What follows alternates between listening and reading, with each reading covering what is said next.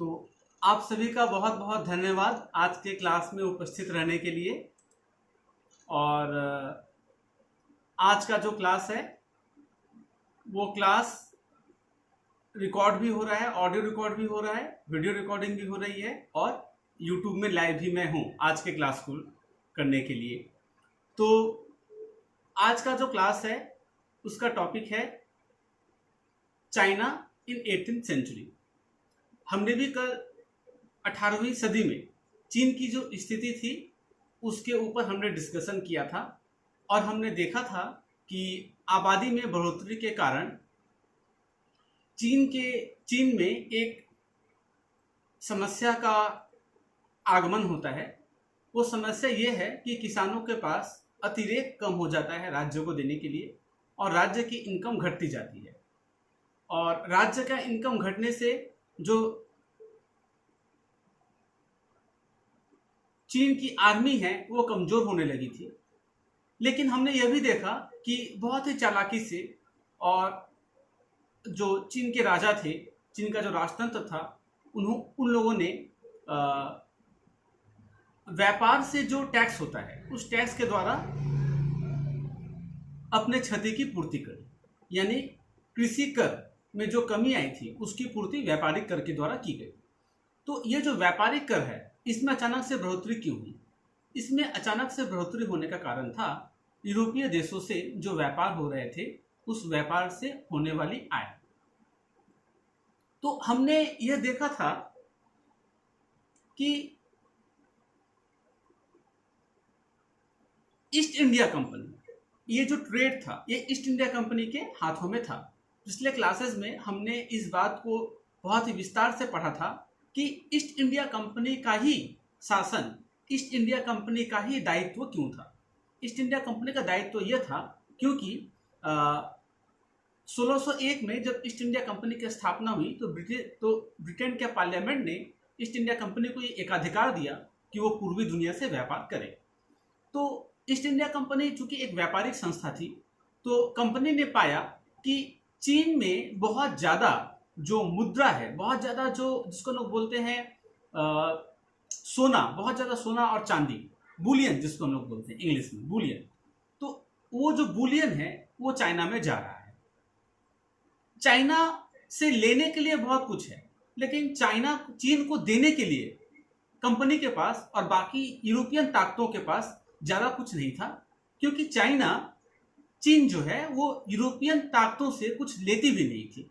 चीन की जो वस्तुएं थी उन वस्तुओं का बहुत ही भारी मांग थी यूरोप के बाजार में, लेकिन चीन को देने के लिए यूरोपीय ताकतों के पास, यूरोपीय व्यापारी शक्तियों के पास ज़्यादा कुछ नहीं था।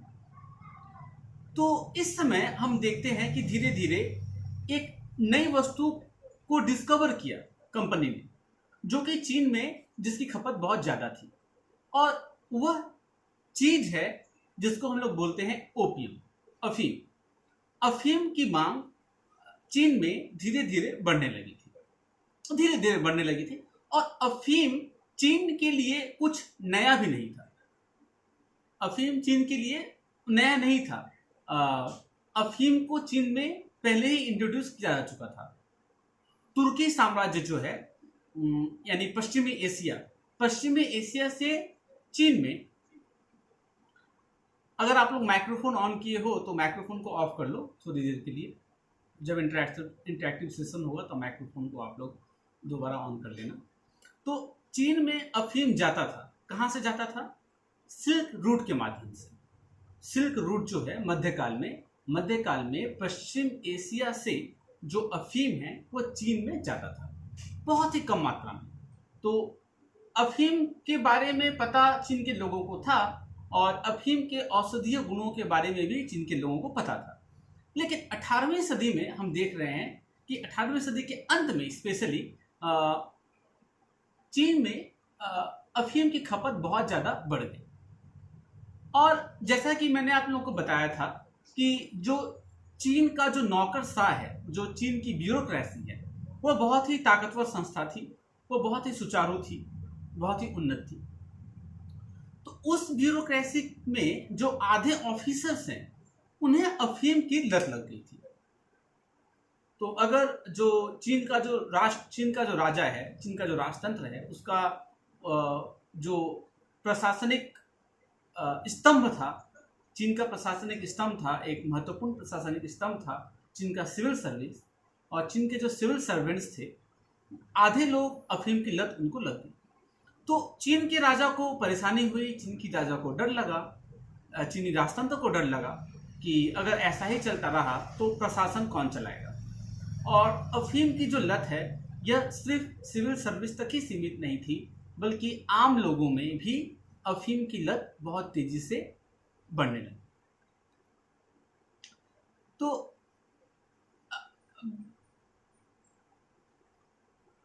इससे ये हुआ कि चीन के शासक को लगा, चीन के राजा को लगा कि अफीम का जो व्यापार है इसको रेगुलेट करना चाहिए, कुछ तरह का रेगुलेट करना चाहिए।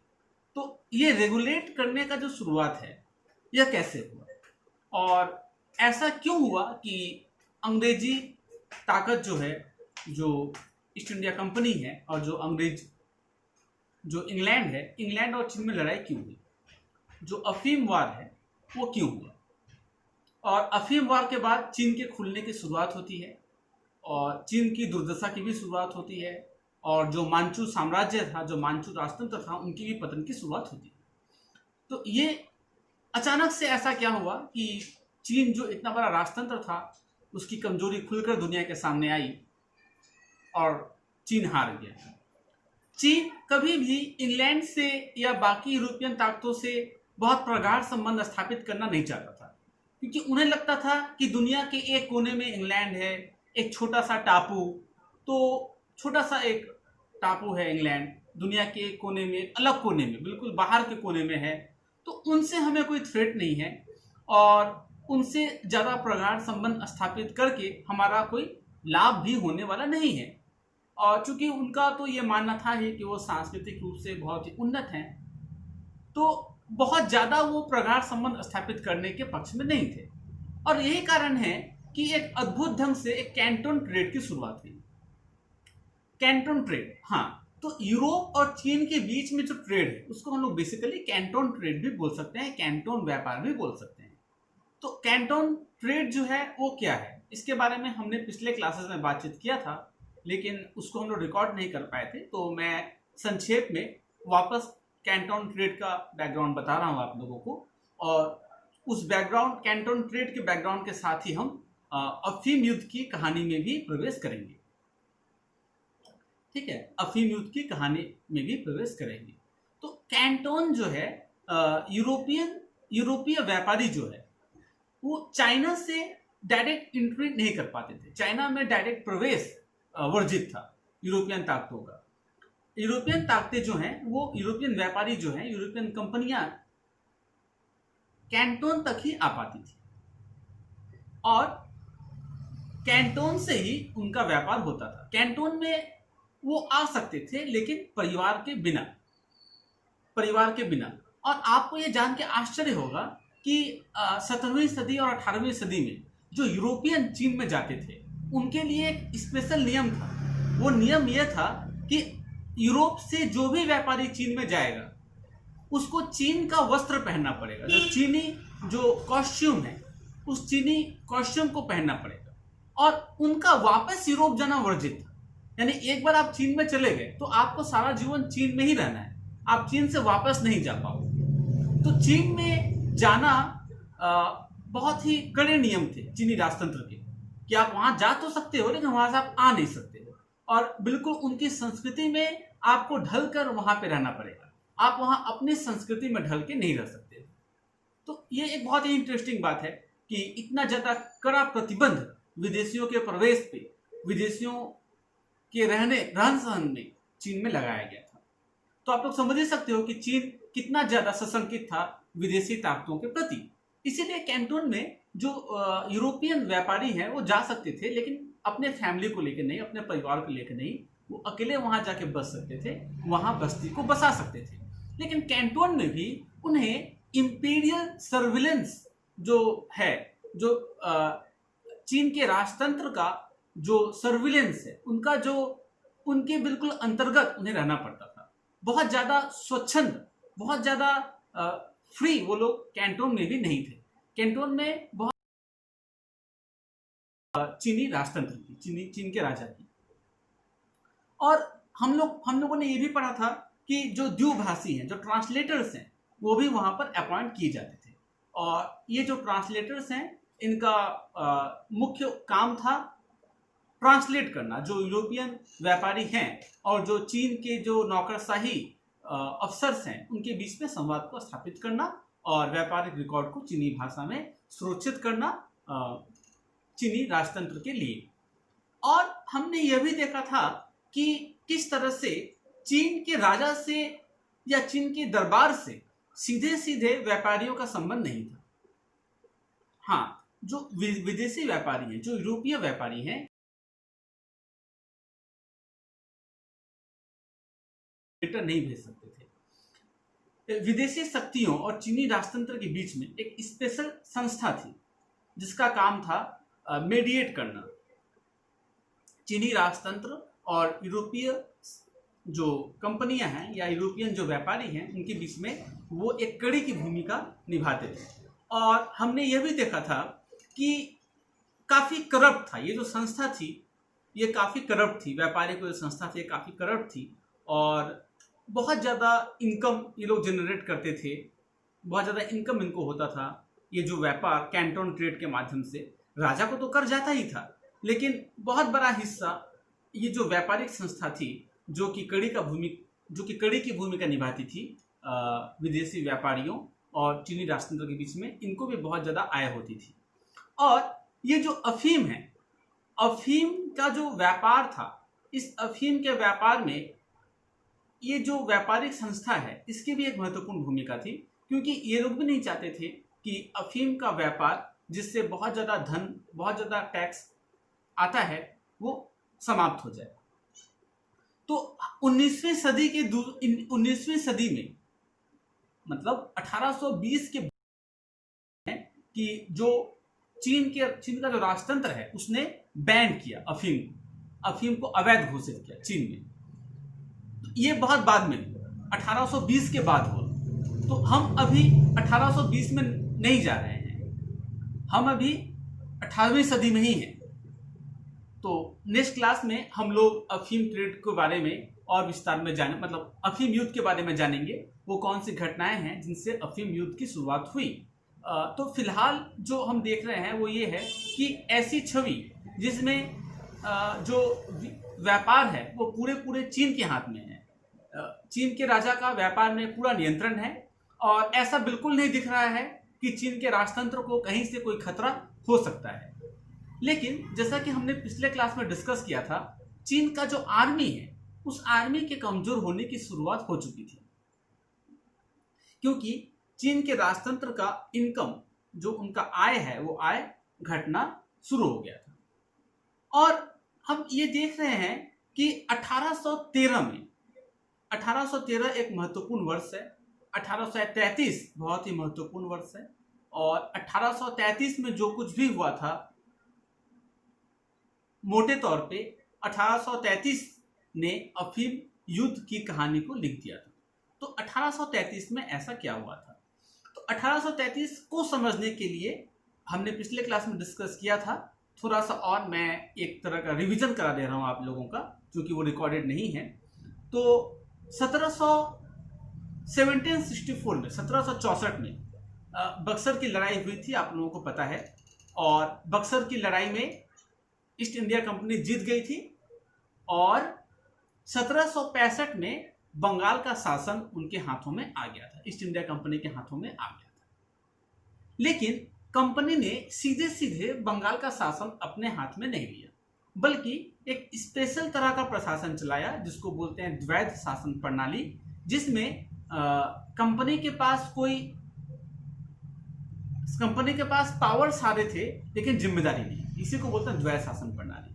तो चूंकि उनके पास कोई जिम्मेदारी नहीं थी, इसलिए उन्होंने बंगाल को बहुत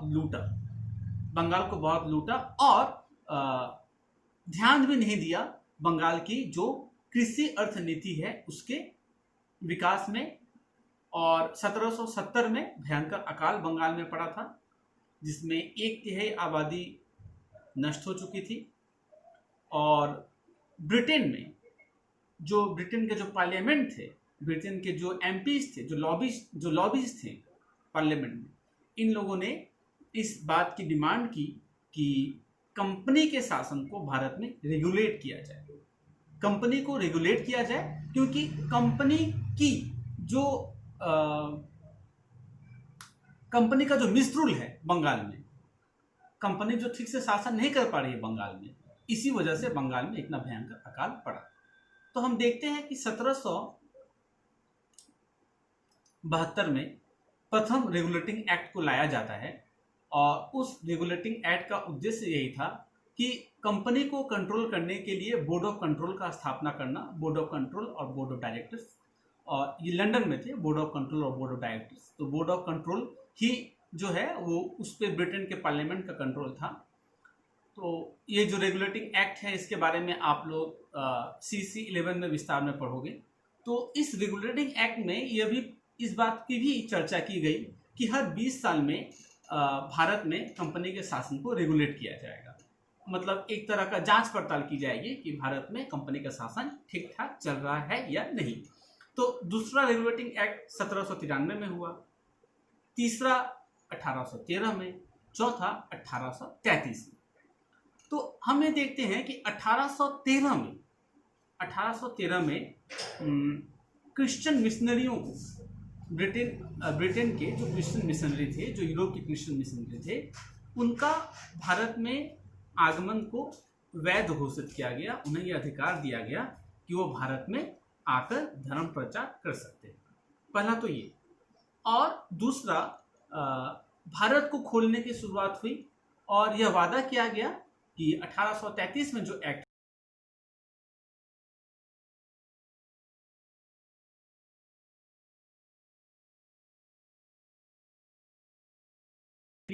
और 1833 में एक और युगांतकारी घटना हुई कि ये जो रेगुलेटिंग एक्ट था, इसका उद्देश्य सिर्फ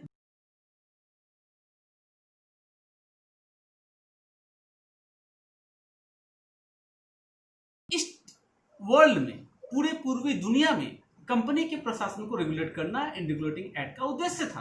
तो हम देख रहे हैं कि 1833 में अब चीन के दरवाजे को भी खोल दिया गया, यानी अब चीन में यूरोपियन लोग जो हैं, इंग्लैंड के जो लोग हैं, वो इंग्लैंड के व्यापारी अब चीन में जाके व्यापार कर सकते हैं। इसके पहले इंग्लैंड के व्यापारी सीधे सीधे चीन में नहीं जा सकते थे, उन्हें चीन में जाने के लिए ईस्ट इंडिया कंपनी से लाइसेंस लेना पड़ता था।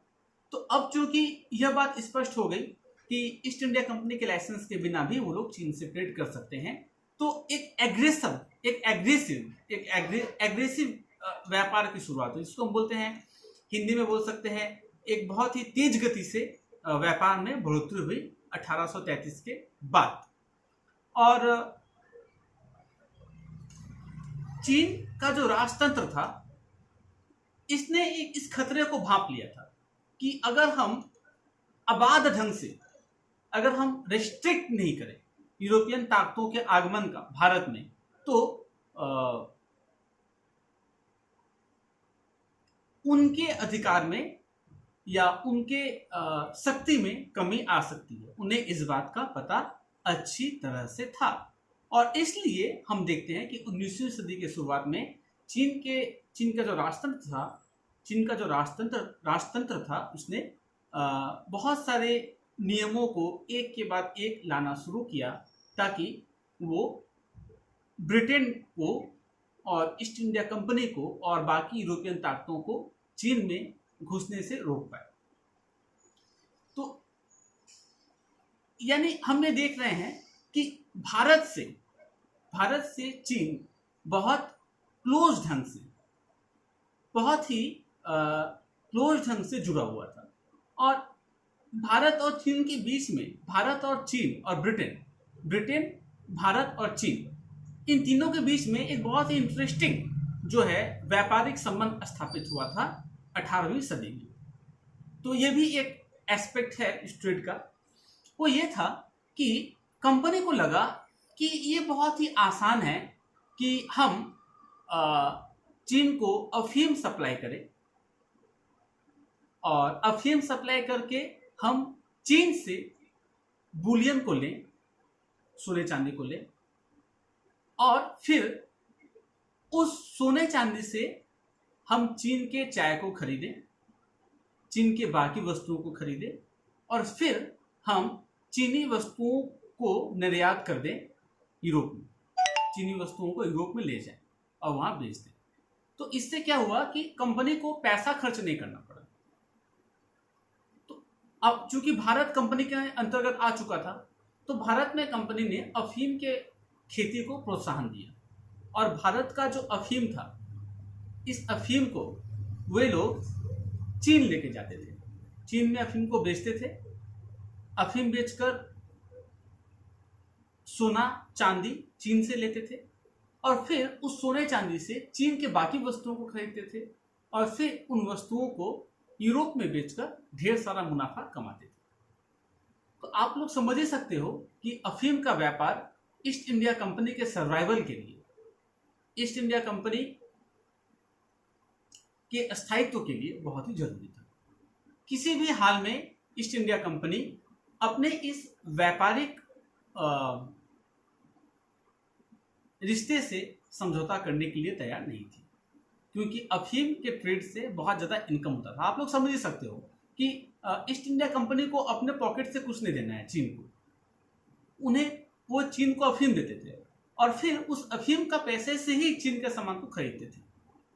तो इसमें लॉस किसका हुआ? इसमें लॉस चीन का हुआ, सीधे तौर पे चीन का लॉस हुआ, क्योंकि विदेशी मुद्रा चीन से बाहर जाने लगी और ये जो विदेशी मुद्रा चीन से बाहर जाने लगी, इस चीज को चीन के राजतंत्र ने समझ लिया था कि एक ये गलत दिशा में यह व्यापार जा रहा है। लेकिन वे लोग 18वीं सदी में इंटरफेयर नहीं कर पाए। क्यों नहीं कर पाए इंटरफेयर? उन लोगों ने क्यों नहीं पहले ही इस व्यापार को रोकने का कोशिश किया? क्योंकि वो डरते थे, क्योंकि बहुत सारा पैसा चीनी राजतंत्र को मिलता था इस व्यापारिक ट्रेड से, इस व्यापारिक रिश्ते से बहुत पैसा उन्हें मिलता था, बहुत टैक्स मिलता था। और मैंने पहले ही बताया, हमने पहले डिस्कस किया था कि उनका इनकम, चीन के राजा का इनकम कम होता जा रहा था, क्योंकि एग्रीकल्चर से जो इनकम है वो कम होता जा रहा था। इसलिए वो नहीं चाह रहे थे कि यूरोपियन ताकतों से जो व्यापार हो रहा है इसको बंद कर दिया जाए। तो वो एक मूक दर्शक की भूमिका जो है चीन के प्रशासन ने 18वीं सदी में, उन लोगों ने एक मूक दर्शक बने रहे। जो हुआ उन लोगों ने उसे होते देखते रह गए, बस देखते रह गए कि कहाँ तक हो पाए। और 19वीं सदी के शुरुआत में जब वो लोग इस चीज़ को और बर्दाश्त नहीं कर पाए और जब उन लोगों ने ईस्ट इंडिया कंपनी के अफीम व्यापार को हानि पहुंचाने की कोशिश की, हम लोग देखेंगे कि किस तरह से ईस्ट इंडिया कंपनी ने, किस तरह से चीन के राजतंत्र ने अफीम को नष्ट कर दिया, अफीम को जला दिया। बिल्कुल पब्लिक के सामने वो लोग अफीम को जला दिए, ये दिखाने के लिए कि चीन के राजतंत्र को अफीम पसंद नहीं है। तो ये काफ़ी एक इंटरेस्टिंग बात है और ये बहुत ही इंटरेस्टिंग कहानी भी है कि किस तरह से उन लोगों ने अफीम को रोकने की कोशिश की और किस तरह से लड़ाई आगे बढ़ाई। तो यहाँ जो हम देखना चाह रहे हैं वो ये है कि किस तरह से उन लोगों ने भारत में भी धन का दोहन किया। अब ये जो अफीम ट्रेड है, भारत में जो अफीम की खेती हो रही है, इस अफीम की खेती से जो फायदा हुआ, यानी अफीम को चीन में बेचकर जो फायदा हुआ, यह फायदा भारत को नहीं मिला, यह फायदा चीन को मिला। यह फायदा ईस्ट इंडिया कंपनी को मिला, भारत को नहीं मिला। यह एक ध्यान देने वाला बात है। तो इस तरह से भारत में भी धन के दोहन की शुरुआत हो गई और ये जो अफीम का खेती था इसको भारत में बहुत ज़्यादा प्रोत्साहन दिया गया और इससे भारत में भी और ये जो अफीम का खेती भारत में हुआ, इससे भारत में व्यापारिक खेती की भी शुरुआत हुई। आप लोग जब पेपर 11 को पढ़िएगा तो आप लोग देखिएगा कि किस तरह से औपनिवेशिक शासन के अंतर्गत भारत में व्यापारिक खेती को प्रोत्साहन मिला और ये जो व्यापारिक खेती है यह भारत के हित में नहीं थी, यह औपनिवेशिक स्वार्थ के हित में थी। और इस व्यापारिक खेती से औपनिवेशिक जो इंटरेस्ट है ब्रिटेन का वो फुलफिल हुआ, भारत के हित में नहीं था।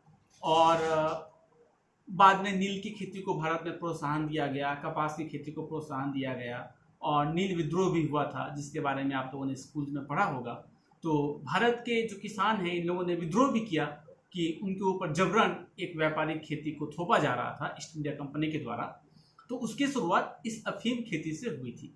तो ये जो अफीम ट्रेड है यह सिर्फ चीन के लिए ही महत्वपूर्ण नहीं है, बल्कि यह इंग्लैंड के लिए भी महत्वपूर्ण था, यह भारत के इतिहास को समझने के लिए भी महत्वपूर्ण था, और चीन के इतिहास को समझने के लिए तो अफीम का ट्रेड बहुत ही ज़्यादा महत्वपूर्ण है। तो ये था 18वीं सेंचुरी में ओपियम ट्रेड का स्वरूप, और इस ओपियम ट्रेड से भारत भी जुड़ा हुआ था और बहुत ही गहरा संबंध था इस ओपियम ट्रेड में। और ईस्ट इंडिया कंपनी इस ओपियम ट्रेड को सक्सेसफुली चाइना में इसलिए कर पाई क्योंकि भारत में ईस्ट इंडिया कंपनी मजबूत थी, उनका शासन भारत में स्थापित हो चुका था, भारत के व्यापार में उनका नियंत्रण स्थापित हो चुका था। तो ये जो चीन में ब्रिटेन और बाकी यूरोपीय ताकतों का आगमन और पैठ करना, चीन में ओपियम के स्मगलिंग करने लगा, मतलब जब अवैध घोषित कर दिया गया अफीम को चीन में, तो बड़ी मात्रा में स्मगलिंग भी किया गया, तस्करी भी की गई अफीम की चीन में। तो ये जो चीन के साथ यूरोप का संबंध है इसे हम कॉलोनियलिज्म के संदर्भ में पढ़ेंगे, क्योंकि कॉलोनियलिज्म था इसीलिए यूरोपियन ताकतों का और ब्रिटेन का चीन में प्रवेश हुआ। ये जो कॉलोनियलिज्म है यह है उपनिवेशवाद। अब ये उपनिवेशवाद का जो कंसेप्ट है यह काफी इंटरेस्टिंग कंसेप्ट है, क्योंकि उपनिवेशवाद एक दिन में डेवलप नहीं हुआ, किसी एक साल में डेवलप नहीं हुआ, यह कंटिन्यू एक प्रोसेस था जो अपने आप में समृद्ध होता गया, अपने आप में मजबूत होता गया। तो हम लोग जब 19वीं सेंचुरी में जब चीन के साथ बदलते हुए संपर्क को पढ़ेंगे, यूरोपीय ताकतों का चीन के साथ बदलते हुए संपर्क को पढ़ेंगे, तब हम देखेंगे कि किस तरह से औपनिवेशिकवाद जो है वह किस तरह से उसने धीरे धीरे चीन में अपनी जड़ों को जमाया। और फिर आगे हम ये भी पढ़ेंगे कि किस तरह से चीन की जनता ने, चीन के राष्ट्रवादियों ने इन औपनिवेशिक शक्तियों के खिलाफ मोर्चा संभाला और किस तरह से चीन में राष्ट्रीयवाद का उदय हुआ। तो ये धीरे धीरे हम पढ़ेंगे आने वाले लेक्चर्स में। तो आज के लेक्चर्स के लिए इतना ही। आज के लेक्चर्स का उद्देश्य था 18वीं सेंचुरी में, 18वीं सदी में अफीम का जो व्यापार था उसके स्वरूप को समझना। तो आशा करता हूं कि ये क्लास आप लोगों को अच्छा लगा होगा, और क्लास के बाद आप लोग व्हाट्सएप में फीडबैक देना और यूट्यूब में आप लोग लाइक करना और कमेंट भी करना क्लास कैसा हुआ। कोई क्वेश्चन हो तो आप लोग व्हाट्सएप और यूट्यूब में भी पूछ सकते हो। तो ये लाइव स्ट्रीम अभी चल रहा था यूट्यूब में, तो अभी मैं आप लोगों से इजाज़त लेकर क्लास को यहीं पे ख़त्म करता हूँ। थैंक यू आप सभी को इस क्लास में उपस्थित होने के लिए, बहुत बहुत धन्यवाद।